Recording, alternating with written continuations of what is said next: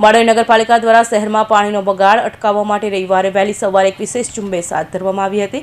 પાલિકાના chief officer પોતે આરોગ્ય વિભાગની ટીમ સાથે મેદાનમાં ઉતર્યા હતા અને શહેરના રહેઠાણક વિસ્તારોમાં સરપ્રાઇઝ ચેકિંગ હાથ ધર્યું હતું। કામગીરી અંતર્ગત ચીફ ઓફિસર અને તેમની ટીમે વહેલી સવારે અભિરામનગર સોસાયટી તેમજ ભુવનેશ્વર સોસાયટીની મુલાકાત લીધી હતી। આ દરમિયાન અનેક ઘરોમાં પાઇપે વાટે જાહેરમાં પાણીનો વ્યય થતો જોવા મળ્યો હતો। તંત્ર દ્વારા સ્થળ પર જ તપાસ કરી પાણીનો વેડફાટ કરતા ઇસમો સામે લાલાક કરવામાં આવી હતી અને કાયદેસરનો દંડ વસૂલવામાં આવ્યો હતો। પાલિકાની આ ઓચિંતી કાર્યવાહીથી સોસાયટીના રહીશોમાં ફફડાટ વ્યાપી ગયો હતો।